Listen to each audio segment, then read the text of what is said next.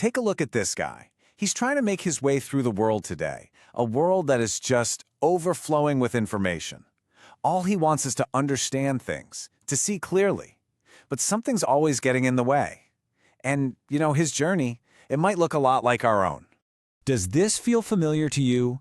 That constant feeling of being totally overwhelmed, like you're trying to tune into one clear station, but all you get is static? Well, our friend here is right there with you. He's searching for something real, for some kind of wisdom, but all he's finding is noise. And the thing is, the noise is just relentless. Every single ping, every notification, every breaking headline, it's all pulling his attention in 1,000 different directions at once. He's trying so hard to keep up with what's trending, what's viral, what everyone is supposedly talking about right now. But instead of feeling smarter or more informed, he just feels drained, and honestly, more confused than when he started. So he thinks, okay, maybe a book is the answer. He goes out and grabs the latest bestseller, the one that's on every list. But here's the catch. So many new books are really just more noise. A lot of them are just watered-down versions of bigger ideas. Or worse, they're just kind of hollow. But then, in a quiet little corner, far away from all that chaos, he finds something different. An old, dusty book.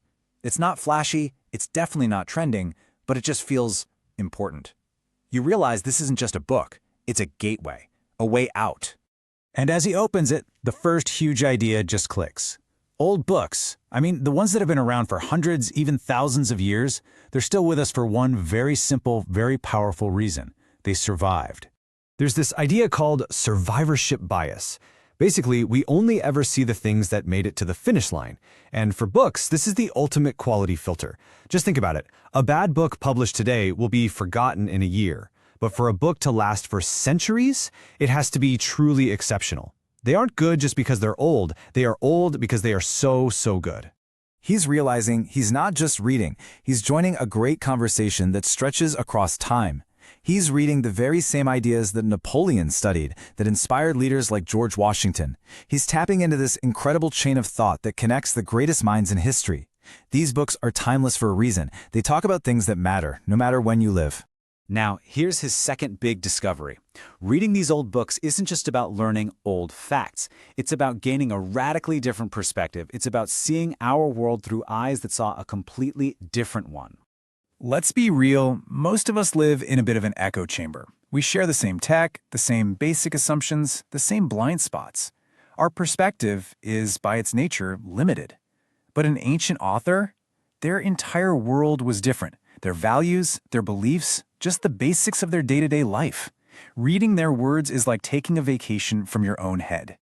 Take a guy like Herodotus, for example. He couldn't just Google ancient Persia. No way. He had to go there. He had to deal with bandits, survive stormy seas, and risk deadly diseases, all just to get the story. He didn't just study the 5th century BC, he lived it. So when our friend reads his work, he's not just getting facts. He's getting a raw, lived-in perspective that no modern writer could ever fake. C.S. Lewis said it perfectly. He argued that old books hold the very truths that our own age tends to forget or ignore. They're like a mirror, showing us our own blind spots and reminding us of the timeless ideas we might have pushed aside. And this leads him to the most powerful realization of all. When you read across the centuries, you start to see them, the deep, unchanging patterns of history and human nature. And suddenly, the chaos of today, it doesn't seem so random anymore. For instance, he reads this ancient Greek historian Polybius, who laid out this fascinating cycle for how governments rise and fall. He said that a healthy democracy, if it's not careful, can decay into chaotic mob rule. And when that happens, it creates a vacuum, an opening for a tyrant to step in and seize power. It's a pattern he saw happen over and over and over. And this wasn't just some abstract theory in a book. America's founding fathers, they read Polybius. They knew this pattern.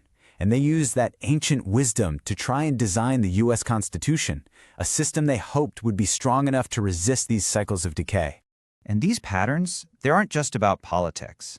Our friend reads Boethius, writing from a prison cell, grappling with injustice. He reads Augustine, who's on this desperate search for meaning in his life, and he realizes, wow, their struggles, they're our struggles. The human heart, with all its hopes and fears, really hasn't changed. And in that moment, he feels connected to everyone. So he comes back to the modern world. The noise is all still there. The pings, the trends, all of it. But something inside him is different. He's calm. He's thoughtful. He can actually see the ancient patterns playing out right inside the modern noise. He's not lost anymore. He's anchored. So what is this incredible power he found? Well, it's really three things. First, you get to read the absolute best ideas humanity has ever had, the ones that pass the test of time. Second, you get a much wider perspective, a way to escape the echo chamber of today. And third, you start to recognize the patterns, so you can understand the present by seeing its reflection in the past. So our friend's journey ends right where a new one begins, one that's open to you right now. This isn't about rejecting the modern world. It's about arming yourself with timeless wisdom so you can navigate it better. So, the only question left to ask is, which story from the past will you read first?